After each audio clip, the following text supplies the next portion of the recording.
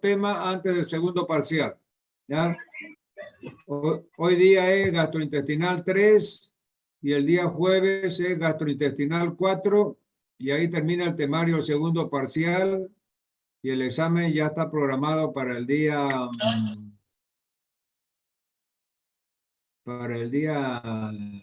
16 a las 10 de la mañana, 16 de julio. Muy bien, vamos a comenzar. Entonces, secreción pancreática. Interviene en el proceso de digestión la secreción pancreática sobre los hidratos de carbono, sobre los lípidos y sobre las proteínas. Entonces, fíjense que el páncreas es un órgano que interviene activamente en el metabolismo y digestión de estos tres elementos: hidratos de carbono, lípidos y proteínas. También segrega grandes cantidades de bicarbonato que desempeña un papel importante neutralizando el quimo ácido que llega al duodeno procedente del estómago. Las enzimas pancreáticas más importantes son las que ya yo les había dicho: tripsina, quimiotripsina, carboxipolipeptidasa, elastasas y nucleasas. ¿Ya? Entonces, eso tiene que sabérselo como el pan nuestro de cada día.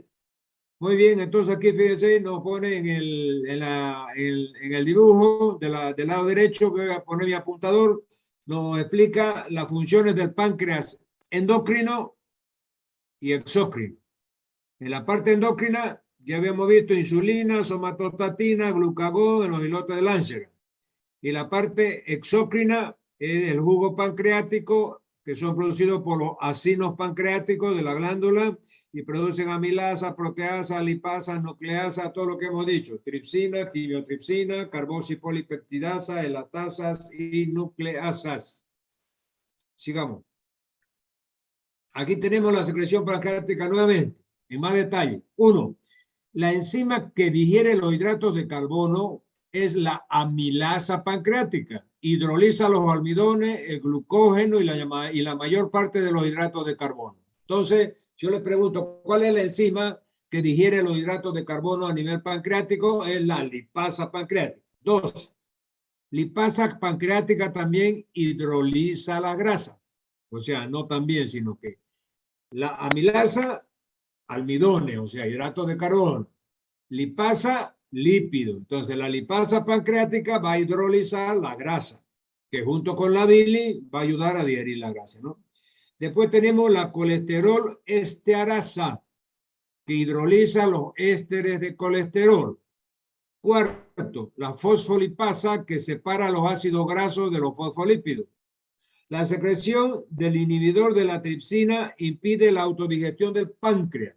Fíjense que el páncreas tiene una enzima llamada inhibidor de la tripsina. ¿Por qué? Porque la tripsina, este fermento pancreático que es producido por el páncreas, es tremendamente, potente y tóxico, corrosivo. O sea que tiene que haber algún factor que trate de frenar la secreción de la tripsina en determinados momentos.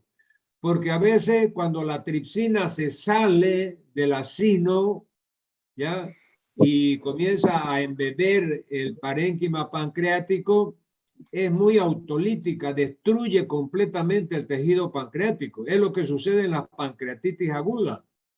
Por alguna razón, generalmente un cálculo biliar o por un trauma de abdomen, etcétera,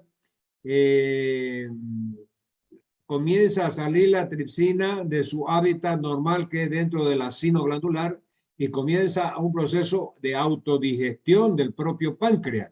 Por eso es que existe esta enzima que se llama inhibidor de la tripsina, que impide la autodigestión del páncreas. Sigamos. Secreción de los iones de bicarbonato. Los otros dos componentes importantes del jugo pancreático son: 1, el bicarbonato y el agua. Entonces, además de todas esas enzimas que hemos visto, las enzimas que digieren los hidratos de carbono, que son la amilasa, después la que digiere las grasas, que son las lipasas, después teníamos la tripsina, quimiotripsina, carboxipolipeptidasa. Además de todas esas enzimas, hay dos otros componentes, bicarbonato y agua. Son secretados por las células epiteliales de los conductillos y conductos que nacen en los acinos. Con ello, el jugo pancreático recibe una gran cantidad de álcalis que sirve para neutralizar el ácido clorhídrico. Fíjense que está con color amarillo, vertido al duodeno desde el estómago.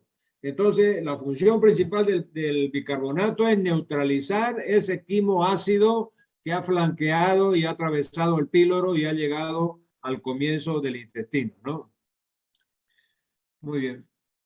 Regulación de la secreción pancreática. Entonces, fíjense que la secreción pancreática, igual que la gástrica que habíamos visto, tiene tres fases. Una fase cefálica, una fase gástrica y una fase intestinal. En la fase cefálica, ¿qué pasa? Estimula la liberación de acetilcolina en las terminaciones nerviosas vagales del páncreas. Ello se traduce en la secreción de cantidades moderadas de enzimas pancreáticas. Entonces, la fase cefálica también es colinérgica y estimula las enzimas pancreáticas. 2. La fase gástrica continúa la estimulación nerviosa de la secreción pancreática. O sea que la fase gástrica en la regulación de la secreción pancreática, es decir, va a continuar la estimulación nerviosa del páncreas. ¿Qué quiere decir? Esta regulación de la secreción pancreática está comandada por la regulación del estómago, que era cefálica también, que era la parte gástrica y que era la parte intestinal, ¿verdad? Y tercero, la fase intestinal. En la llegada del quimo ácido al duodeno estimula la secreción pancreática rica en bicarbonato, sobre todo en respuesta a la secretina. Ya habíamos visto nosotros anteriormente que la secretina, que era una hormona producida por el duodeno, es decir, su función principal, es decir, era activada por la llegada del quimo ácido. Entonces, esta llegada del quimo ácido al duodeno hace que se segregue secretina y también el páncreas segregue bicarbonato para neutralizar ese quimo ácido. Después ya vimos la colecitoquinina. Nuevamente, fíjense ustedes ahí, la colecitoquinina era esa hormona que se producía en el duodeno y en el yeyuno ante la llegada de metabolitos de las grasas. ¿Cuáles son los metabolitos de la grasa? Los ácidos grasos y los monoglicéridos. Entonces, llegaron esos metabolitos de la grasa, se estimula para que las células del duodeno y yeyuno produzcan la colecitoquinina, que yo les decía que va a hacer contraer la vesícula, va a mandar la bilis para que se digieran la grasa. La colecitoquinina induce aumento mayor de secreción de enzimas digestivas pancreáticas y ante la presencia de peptonas y proteasas. Entonces, cuando llegan las peptonas y proteasas, que son metabolitos de las proteínas, eso hace también que aumente la secreción de colecitoquinina. Entonces, la colecitoquinina va a aumentar cuando llegan peptonas y proteasas al intestino. Sigamos, regulación de la secreción pancreática. Fase cefálica, se produce un incremento de la secreción. Fase gástrica, la liberación de la gastrina en la mucosa gástrica tiene efectos sobre las células glandulares pancreáticas, incrementando la secreción.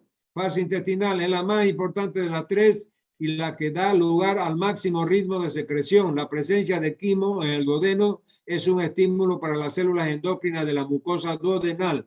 Estas células liberan secretina que a nivel del páncreas actúa sobre las células ductales, incrementando su secreción de bicarbonato.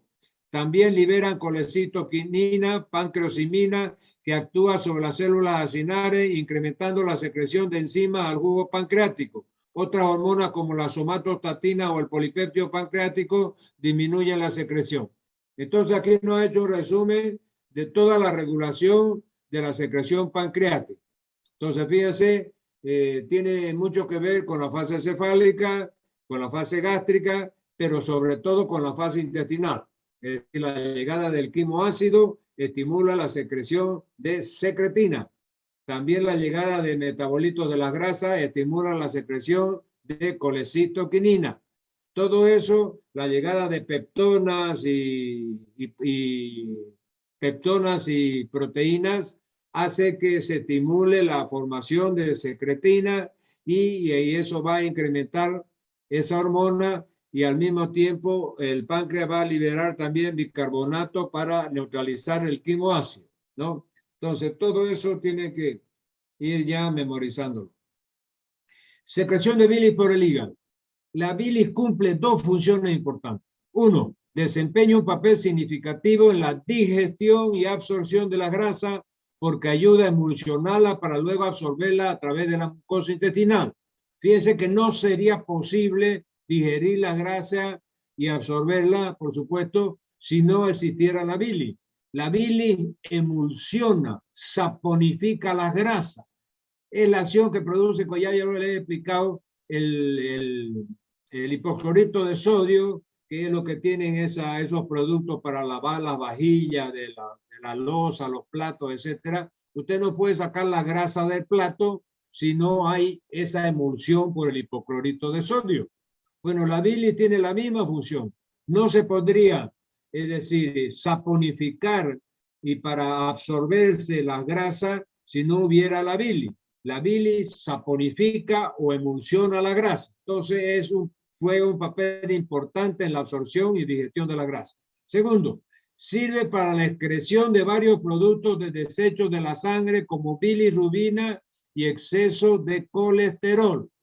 Entonces, fíjense que entre los productos de desecho que ya hemos visto cuando vimos medio interno, etcétera, de que la bil, es decir, hay dos productos de desecho que salen con la bil. Uno, la bilirrubina, que es un pigmento biliar, y el exceso de colesterol que también se produce en el hígado y se expulsa por la bil. Sigamos. Vaciamiento vesicular. La vesícula biliar vacía hacia el duodeno, la bilis concentrada tras la estimulación por la colecitoquinina que se libera y recuesta los alimentos grasos. Ya nosotros vimos de que llegaban los metabolitos de los alimentos grasos y automáticamente las células del duodeno y yeyuno, es decir, producían esta hormona llamada colecitoquinina que hacía contraer la vesícula para mandar bilis al duodeno. Entonces aquí está, vamos a leerlo rápidamente, el esquemita. Entonces, uno, el quimo con grasa entra al intestino. Entonces, fíjense, el metabolito graso entró al intestino. Dos, las células de la mucosa intestinal secretan colecitoquinina a la sangre. Esta colecitoquinina hace que se contraiga la capa muscular de la vesícula. Al contraerse la capa muscular, la bilis pasa hacia el conducto cístico y después al colédoco. Y luego va a la ampolla de Vater. 5. El esfínter pacto pancreático, que es el esfínter de la ampolla de Vater, se relaja y la bilis entra al duodeno. Entonces, ahí ustedes tienen toda la secuencia, cómo al llegar metabolitos grasos, estimula la formación de la colecitoquinina, hace que se contraiga la vesícula manda bilis por el cístico al conducto colédoco, y el conducto colédoco lleva esa bilis hasta la ampolla de Vater. Sigamos. Secreciones del intestino delgado ahora. Entre el píloro y la ampolla de Vater existe un amplio conjunto de glándulas de Briner que secretan una gran cantidad de moco alcalino en respuesta a 1. Estímulos táctiles o irritantes de la mucosa. 2. La estimulación vagal aumenta la secreción de las glándulas de Briner, así como también las hormonas gastrointestinales como la secretina. Este moco tiene la función de proteger la mucosa intestinal del jugo gástrico. Entonces, yo le llego a preguntar, ¿qué son las glándulas de Briner? Briner, o sea, una U con diéresis, es una palabra alemana, ¿no? ¿Verdad? Entonces, la pronunciación entre U y I. Entonces, Briner, que secreta una gran cantidad de moco alcalino. Secreta un moco espeso alcalino que protege la mucosa intestinal de ese quimo ácido que va circulando por el intestino, produciendo su digestión y después la absorción de los alimentos. Entonces, estas glándulas de Briner se estimulan con estímulos táctiles o irritantes, o sea, comida muy fuerte, muy picante, muy irritante, estimulan estas glándulas de Briner, y la estimulación del vago, la estimulación vagal también estimula la producción de moco por estas glándulas de Briner. Sigamos. Enzimas digestivas del intestino delgado. 1. El intestino delgado produce varias peptidasas que fraccionan los péptidos de aminoácidos. Los péptidos, fíjense, son cadenas de cadena un poco más larga y pertenecen a la proteína. Después esos péptidos se fraccionan ya en aminoácidos y así ya se pueden absorber. 2. 4 enzimas que descomponen los disacáridos en monosacáridos. Entonces, fíjense que en el intestino tenemos estas 4 enzimas que están de colores diferentes para que ustedes se la aprendan mejor. La sacarasa, que actúa sobre la sacarosa. La maltasa, que actúa sobre la maltosa. La isomaltasa sobre la isomaltosa y la lactasa, que es el azúcar de la leche, sobre la lactosa. Entonces, fíjense, la sacarasa es la enzima que actúa sobre el azúcar de la caña de azúcar, el azúcar normal, sacarasa. 2. La maltasa actúa sobre los azúcares que provienen de la maltosa, que es un hidrato de carbono. La isomaltosa, la isolactasa también va a actuar sobre esa azúcar que viene de la maltasa. Y la lactasa va a actuar sobre el azúcar de la leche, que es la lactosa. 3. Pequeñas cantidades de lipasa intestinal. Fíjense que también el intestino tiene lipasa para ayudar a digerir la grasa. Así como el páncreas tenía su lipasa pancreática también. El intestino también tiene su lipasa intestinal. Sigamos. Digestión de los alimentos. La química de la digestión es simple, ya que el proceso básico de hidrólisis es el mismo para los 3 tipos de alimentos. La única diferencia estriba en las enzimas que se requieren para realizar las reacciones hidrolíticas para cada tipo de alimento. Entonces, fíjense que la digestión de los alimentos es simple y está basada en la hidrólisis. Y es el mismo proceso químico de hidrólisis para los 3 alimentos. Hidratos de carbono, lípidos y proteínas, que vamos a ver más adelante. Aquí ya rápidamente, fíjense, en una forma somera, tenemos otra diapositiva donde es más detallada, pero rápidamente para darnos un ejemplo, fíjense ustedes, voy a ir a compartir, a pegar mi apuntador. Entonces, ¿qué tenemos aquí? Aquí tenemos los hidratos de carbono. Fíjense que los hidratos de carbono constituyen, es decir, moléculas complejas de polisacáridos. O sea, el almidón, los azúcares, todo eso son hidratos de carbono. Todo eso tienen esta molécula compleja de varias cadenas y cadenas largas que son llamados polisacáridos, en este caso almidón. Y los azúcares, fíjense aquí, los azúcares son disacáridos. Entonces, estos polisacáridos, cuando es almidón, tienen que transformarse, o sea, reducirlo a disacárido primero, de cadena más corta, y después a monosacárido, que es la glucosa, la fructosa, la legulosa, eso ya son monosacáridos, o sea, son moléculas más simples, y así ya se absorben los hidratos de carbono, como monosacáridos. Cuando llegan a glucosa, fructosa, legulosa, ahí ya recién se pueden digerir. Muy bien. Ahora vamos a ver cómo se digieren las proteínas. Fíjense que la proteína también tiene una cadena larga. Aquí está la cadena larga de polipéptidos y que ya vimos. Las proteínas actúan los fermentos digestivos que ya vimos, comenzando desde el estómago, intestino, etcétera. Y esos fermentos digestivos transforman las proteínas en aminoácidos. Y entonces de esa forma que se van a absorber ya los aminoácidos, ya son moléculas simples y ya en ese estado es que se absorben los derivados de la proteína. Entre los lípidos tenemos, fíjense ustedes que los lípidos están formados, tienen que transformarse primero en triglicéridos y esos triglicéridos simplificarse a ácidos grasos.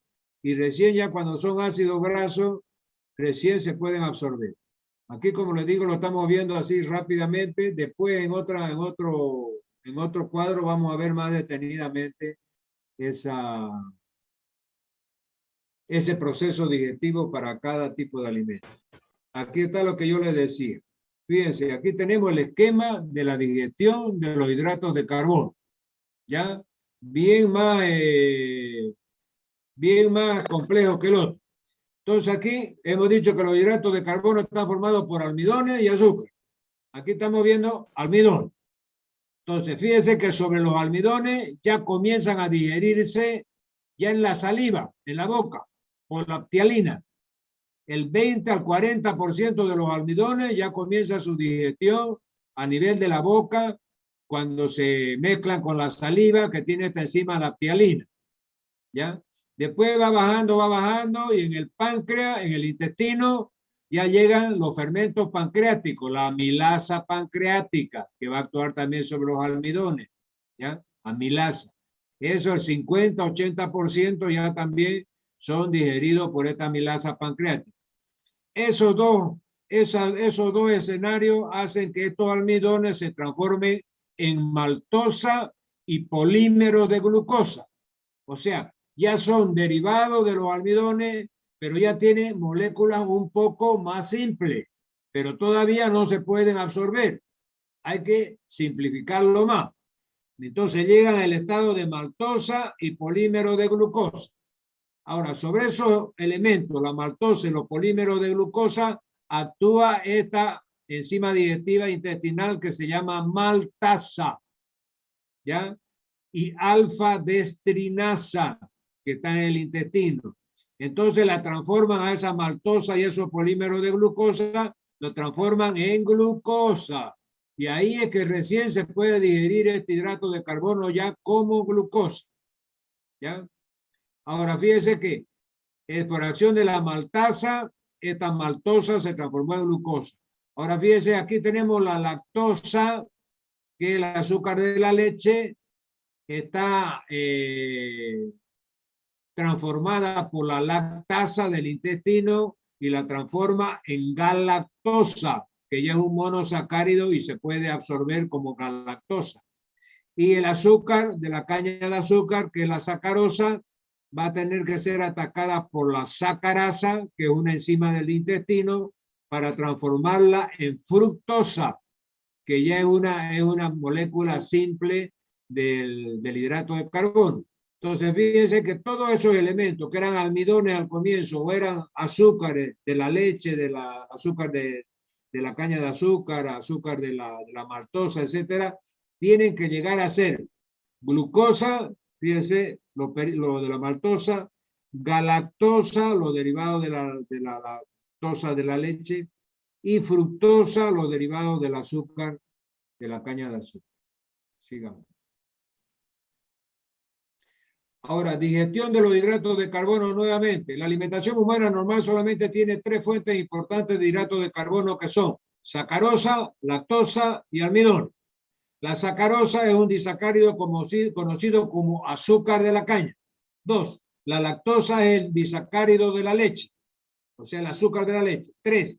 Los almidones, grandes polisacáridos presentes en los alimentos de origen no animal, especialmente cereal. Entonces ya vimos ahí, nos está explicando qué son las sacarosas, qué es la lactosa y qué son los almidones. Sigamos. Aquí vamos a ver ahora la digestión. Perdón, lo vi, pasé, volvió para atrás. Aquí está. Entonces aquí estamos viendo los monosacáridos se absorben acompañados por el sodio. Entonces fíjense que estos monosacáridos, o sea, cuando ya están a nivel de glucosa, galactosa, fructosa, fíjense, sobre todo glucosa, van a entrar a la célula de la luz intestinal. Aquí está la célula a la vellosidad del epitelio intestinal. Y fíjense que tienen una proteína transportadora, tiene un carrier, que ya hemos visto nosotros el transporte en membrana. Entonces este carrier, fíjense que se sube una molécula de sodio con una molécula de glucosa y transportan y entra la glucosa dentro de la célula. Entonces fíjense que es por un sistema de transporte facilitado por un carrier, ¿ya? Entonces aquí vamos a poner el apuntador. Absorción de la proteína ahora. Tras su digestión, casi todas las proteínas se absorben a través de las membranas luminales de las células epiteliales intestinales en forma de dipéptidos, tripéptidos y algunos aminoácidos libres. La energía para la mayor parte de este transporte proviene del mecanismo de cotransporte de sodio, al igual que sucede con la glucosa. Entonces, ¿cómo se absorben las proteínas? Ya hemos visto que las proteínas tienen que degradarse de polipéptido hasta dipéptido y monopéptido, o sea, ya como dipéptido y tripéptido y algunos aminoácidos, de esa forma se absorben también las proteínas, con un cotransporte junto con el sodio, como vimos anteriormente con los hidratos de carbono, con la glucosa. O sea, la glucosa se sube a un carrier junto con el sodio, atraviesa la membrana y se baja del otro lado en el citoplasma de la célula. Sigamos.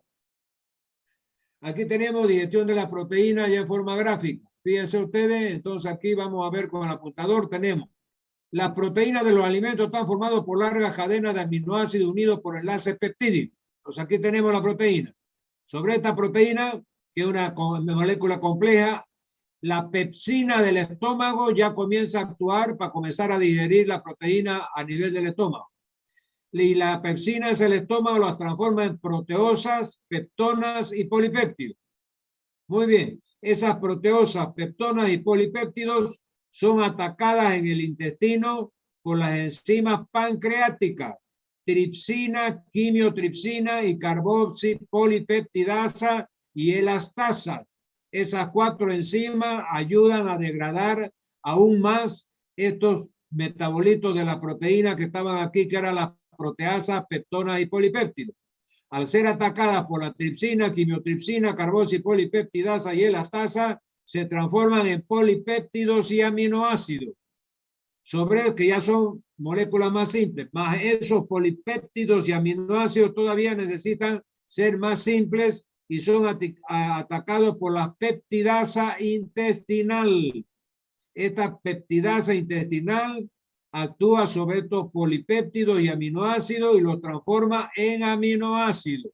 Y ahí recién se pueden absorber por el intestino. Sigamos. Aquí tenemos lo que habíamos explicado antes, repetición. Aquí tenemos digestión de las grasas. La grasa más abundante de los alimentos son las grasas neutras, también conocidas como triglicéridos. Entonces, fíjense, voy a estar con mi apuntador sobre los sobre las grasas y triglicéridos. Fíjense, actúa la bilis para saponificarla, para emulsionarla, para agitarla. La grasa, entonces, lo primero de todo es la bilis. Y la transforma en grasa emulsionada. Sobre esa grasa emulsionada por acción de la bilis actúa esta lipasa pancreática. Esta lipasa pancreática transforma esta grasa emulsionada en ácidos grasos y monoglicéridos. ¿Ya? Y entonces fíjense ya cómo estos ácidos grasos y monoglicéridos ya se absorben. Fíjense que tienen un sistema especial de absorción de la grasa que no tiene nada que ver con el de los hidratos de carbono y proteína. Es diferente. Fíjense, la grasa se absorbe por el sistema linfático. Fíjense, vamos a ver aquí. A medida que las grasas son digeridas a monoglicéridos y ácido graso, estos dos productos finales de la digestión se disuelven en la porción lipídica central de las micelas biliares, la de la bilis. De esta forma, los monoglicéridos y ácidos grasos se transportan hacia la superficie de las microvellosidades del borde del cepillo del enterocito. Tras penetrar en la célula epitelial, los ácidos grasos y monoglicéridos son captados por el retículo endoplásmico liso, donde se usan fundamentalmente para formar el TAG, ¿ya? Transporte de grasa, que viaja luego por los kilomicrones a través de la base de la célula epitelial para desembocar en el torrente circulatorio a través del conducto linfático, y el torácico, ¿ya? Entonces, fíjense que el TAC es transporte de los ácidos grasos. ¿Qué quiere decir? Después que el intestino absorbe la grasa, ¿ya? El retículo endoplásmico de esa célula intestinal capta estos ácidos grasos, ¿ya? Y a través del sistema linfático van hasta por la gran vena linfática y el conducto torácico y desembocan recién en el torrente circulatorio. Se lo voy a leer en la segunda parte. Dice, tras penetrar en la célula epitelial del intestino, los ácidos grasos y los monoglicéridos, o sea, ya están bien digeridos los ácidos grasos, son captados por el retículo endoplámico liso, donde se usan fundamentalmente para formar, fíjense, el transporte de ácidos grasos que viaja luego con los kilomicrones a través de la base de la célula epitelial para desembocar en el torrente circulatorio a través del conducto de la gran vena linfática derecha y el conducto torácico. Eso si ustedes se acuerdan de anatomía. Muy bien, absorción de la grasa nuevamente para penetrar la célula epitelial, los ácidos grasos y monoglicéridos son captados por el retículo endoplámico liso, donde forman nuevos triglicéridos que viajan luego con los kilomicrones de la linfa para desembocar en el torrente circulatorio a través del conducto torácico. Entonces, fíjense que acá nos lo está explicando más detalladamente. O sea, se absorben como monoglicéridos y diglicéridos. Se absorben. En el retículo endoplásmico liso de la misma célula, otra vez se restituye el triglicérido y viaja por el sistema, por la circulación linfática como triglicérido, que son los kilomicrones.